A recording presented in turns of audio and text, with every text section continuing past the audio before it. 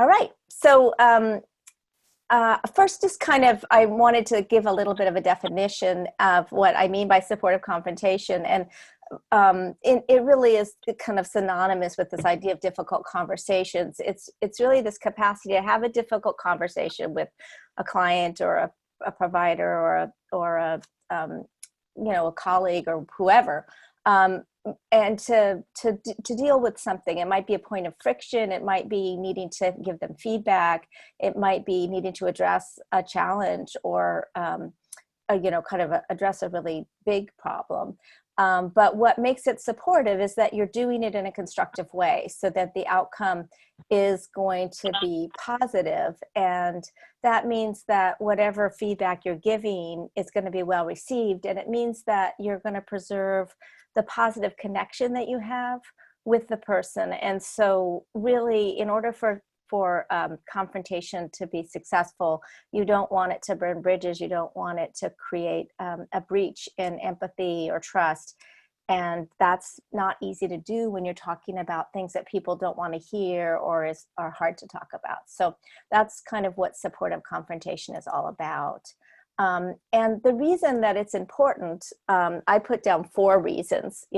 One is just that it can be so constructive and helpful, even though it's uncomfortable, that it can really make a difference. In therapy, it can move therapy forward a lot, but especially if you're working with an issue around a parenting challenge or, as a supervisor, when I'm trying to help supervisees be more effective, sharing with them my feedback can make a huge difference in terms of creating a learning opportunity.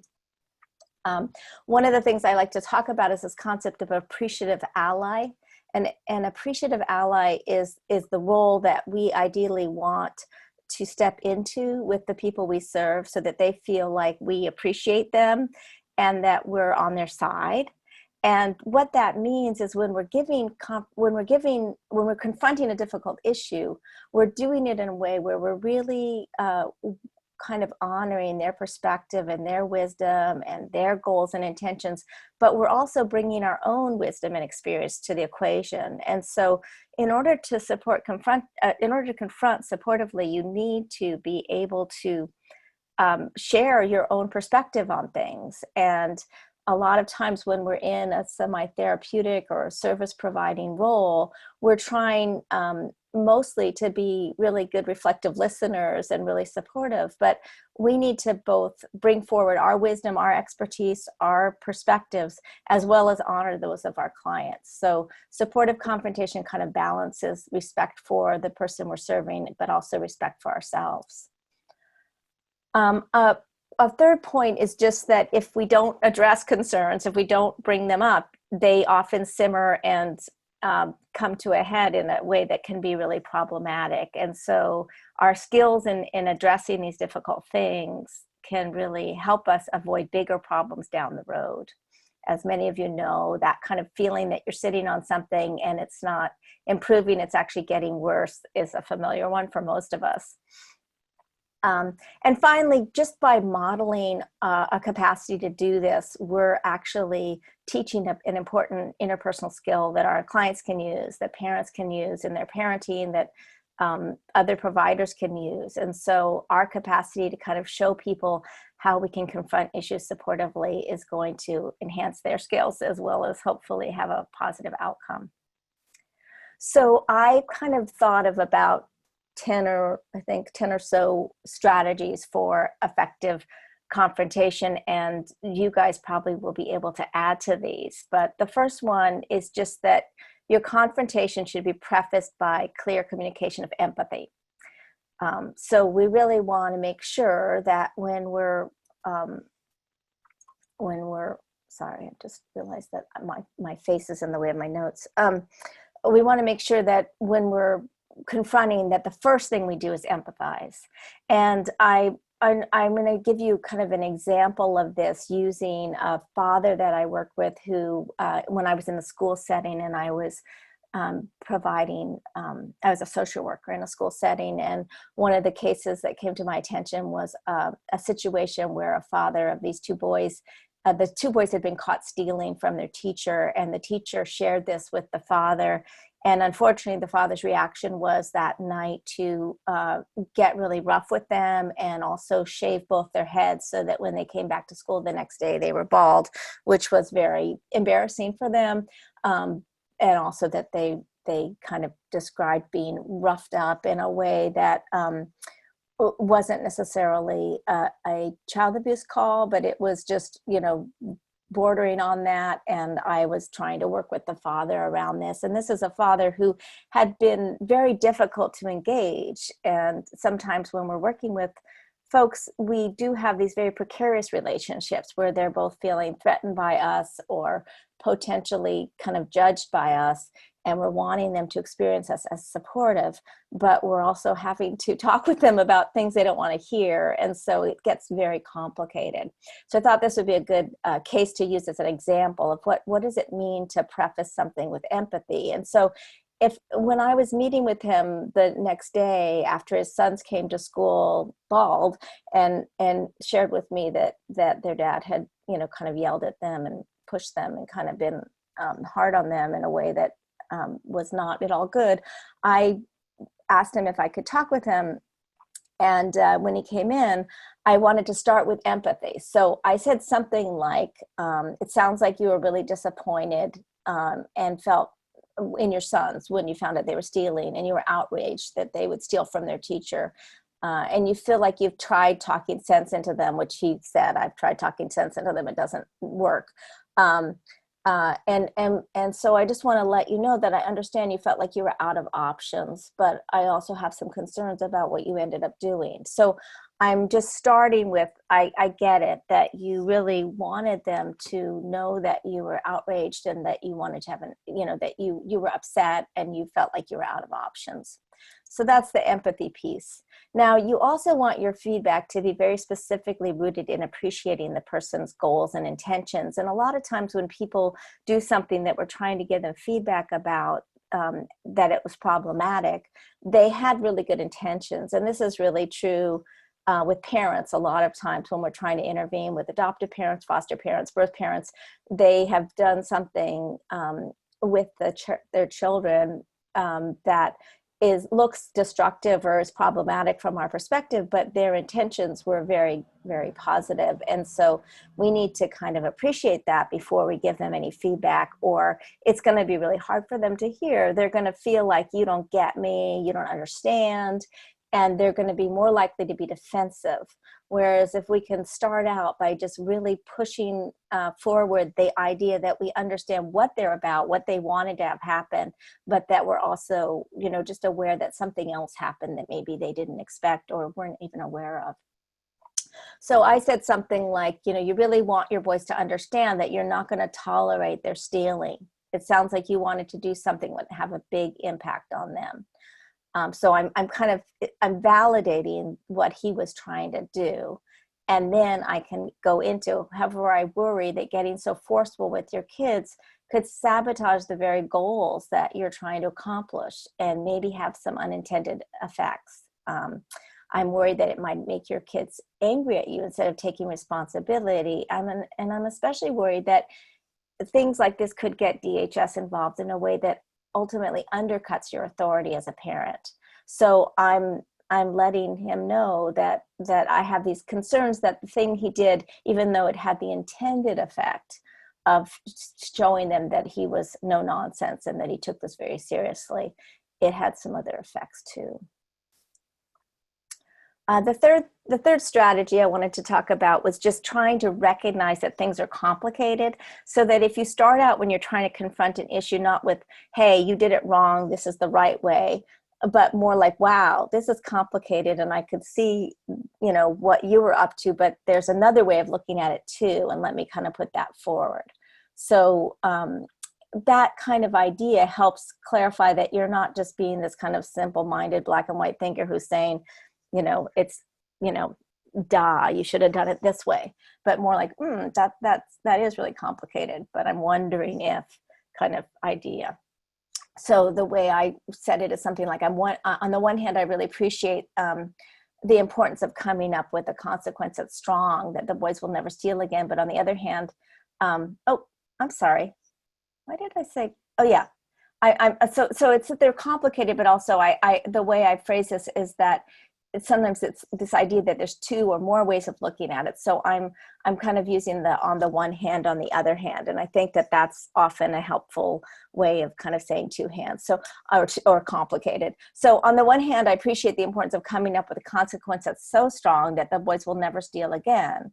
But on the other hand, it seems important to find a consequence that doesn't leave them feeling humiliated or get them so focused on being angry or feeling sense of injustice that they're actually going to act out further.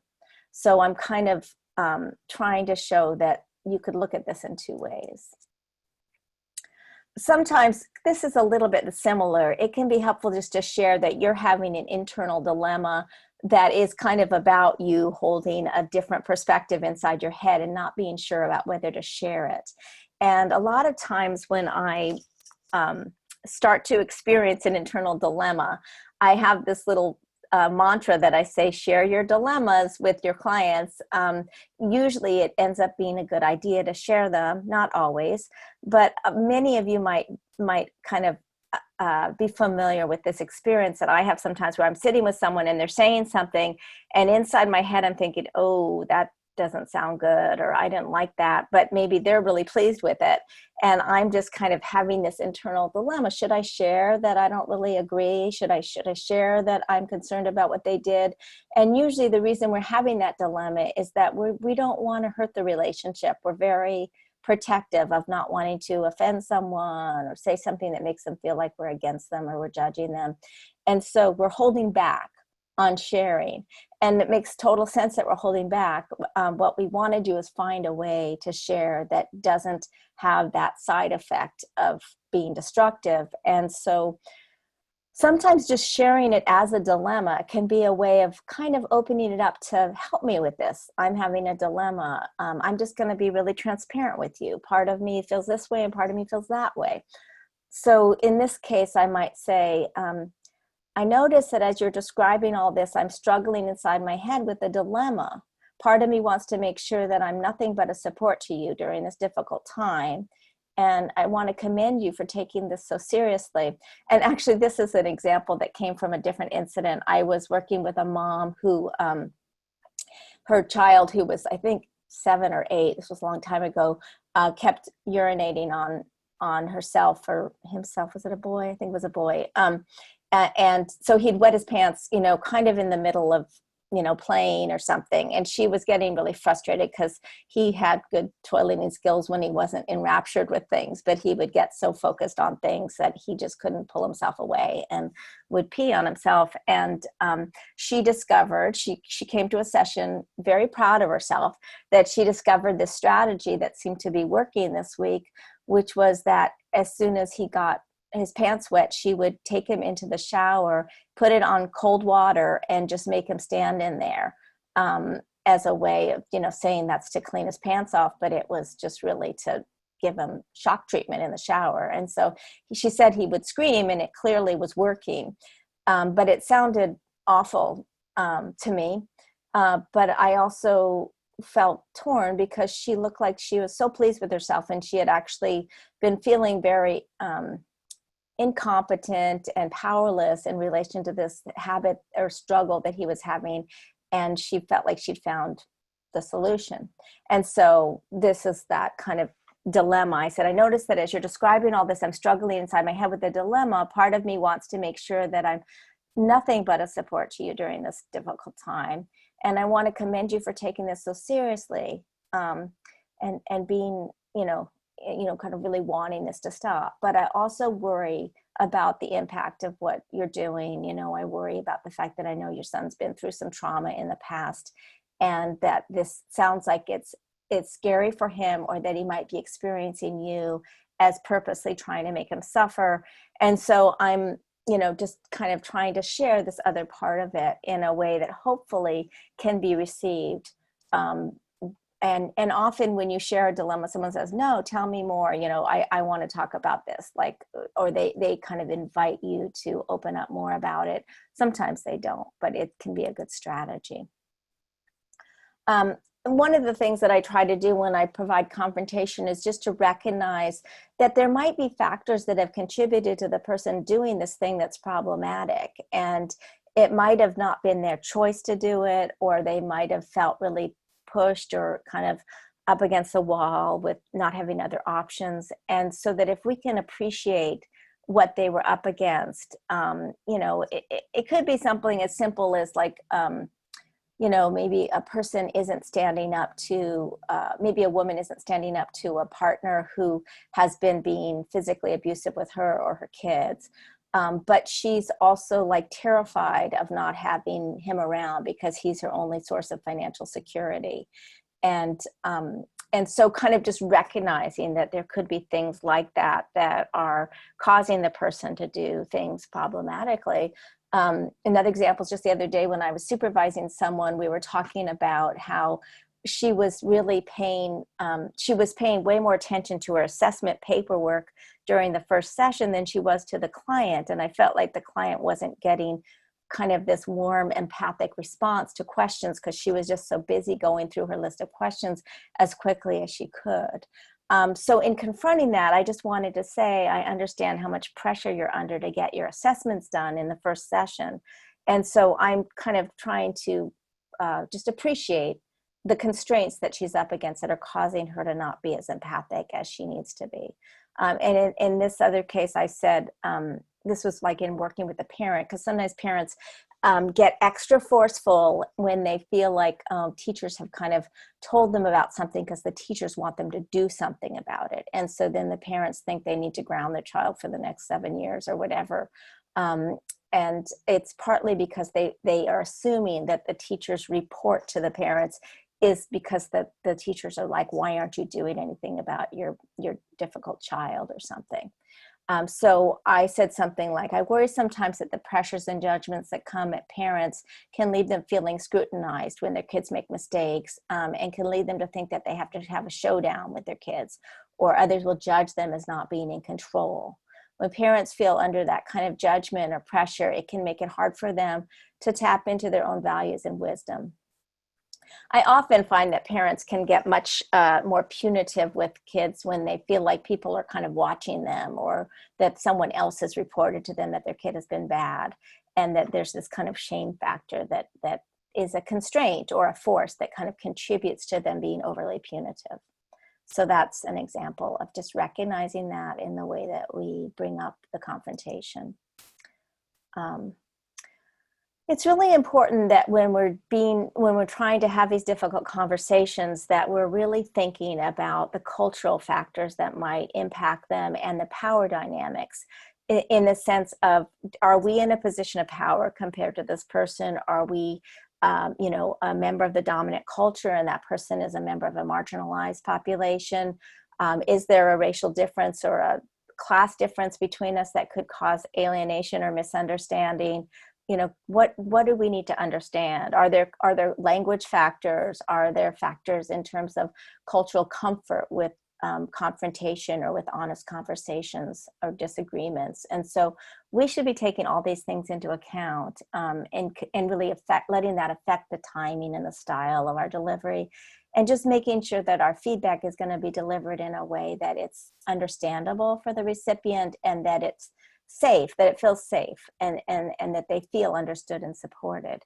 Sometimes we're not the right person to be giving that feedback. Sometimes it would be better for someone else to give it. I remember watching a video of a supervisor giving feedback to his supervisee that she worked in a hospital setting, and she had been wearing, as an intern, wearing kind of inappropriate clothing that was like her skirts were really short or her blouse was low cut, and people had been, other colleagues had been commenting that she just seemed like she was dressed a little bit too much like she was going to a nightclub. And you could tell in the conversation that unfolded that this was just the way she dressed. She was very young, and it was just kind of a difference in style.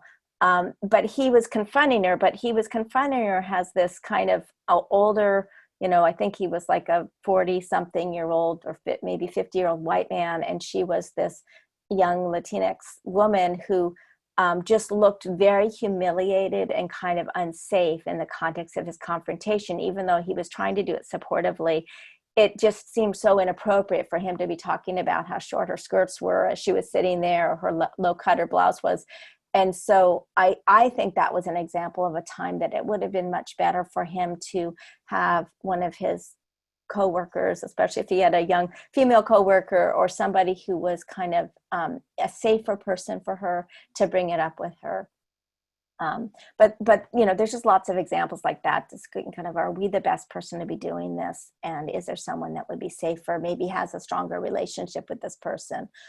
Sometimes I know all of you are dealing with, being in a position where you're trying to be an advocate or build trust with an adoptive family, or you've worked really hard to build a bridge with a birth family, or whatever it is, and that it's much better if there's a confrontation that needs to happen, for it to happen from somebody who doesn't kind of have such a precarious relationship, or one that is so crucial to moving forward with the goals. So that's something to think about too, that you guys can, obviously staff with each other about who's the best person to talk to this client about this.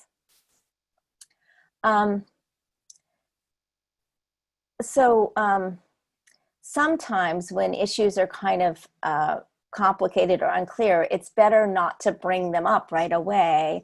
I often encourage my supervisees or that in therapy, when something seems like it's problematic, just to try to talk about it as soon as possible. But there's kind of a caveat to that, as soon as possible. And definitely if you're not quite sure, what is it that I'm needing to confront here? I'm not clear about it, but it seems problematic. Or what's the best way to confront this? It's better to consult a little bit about it with your supervisors or your colleagues and get clear about, there's something this person's doing that doesn't feel okay, but I'm not exactly sure what it is. So it's useful, especially if there's cultural difference or power differential, to consult. But also, like, if you have just really intense feelings and you're noticing that you're just so mad at this client, or feel so triggered by the way they behaved, or their behavior kind of set off a pet peeve of yours or a strong judgment, that would be a good time not to immediately confront them, but to talk it over with somebody. And in that sense, this idea, strike when the iron is cold, that you don't need to confront something right when it's happening, right in the heat of the moment. It can be much better to wait. I had a couple come in to see me a while back who were very nervous about being there. And they jokingly said something at the beginning, like, we finally got, courage enough to go see Judge Judy so she could tell us, help us solve this thing or something. And I just laughed with them. But I kind of stored that in the back of my head. And at the end of the session, when we had really established a lot of safety, I said something along the lines of, I wanted to come back to something that happened when we first sat down today. We all laughed and joked about how I could serve as Judge Judy and rule on your arguments. But I wanted to come back to that because it actually brings up a really great opportunity to talk more about our process of sorting through conflicts, and how the focus or the goal is for me to help you increase your understanding of each other and of yourselves, and that it's not about deciding who is right or wrong. And so I'm just wanting to clarify that I'm not going to be Judge Judy for them, but I didn't feel like it was the right thing to say right when they had just they're feeling so nervous and self-conscious, for me to say, no, you're not saying the right thing. That's not what this is about at all. Another strategy that's very useful, I think, with supportive confrontation is to apologize or to take responsibility for your part of it whenever possible. So let's suppose that one of the parents or families you work with gets really angry and ends up doing something inappropriate, like hanging up on you or yelling and storming out of a meeting or something, when you come back together, instead of confronting it like, that was really inappropriate, it's not okay for you to do blah, blah, blah. Maybe they even yelled at their child in front of you, but there was something that you did that kind of partly triggered it. That you can really apologize for that. So, and that can be a nice way to start the conversation, because they feel like you're apologizing for your part. It's more likely for them to be able to say, yeah, well, I shouldn't have reacted the way I did or something. So just, an example was, I think I had to reschedule something that a parent had really been kind of banking on happening soon, and it got them very upset and they stormed out of a session. And so I contacted them on the phone and I just said, I really want to apologize about the way I kind of changed things up on you today without much notice. I can see how it left you really frustrated.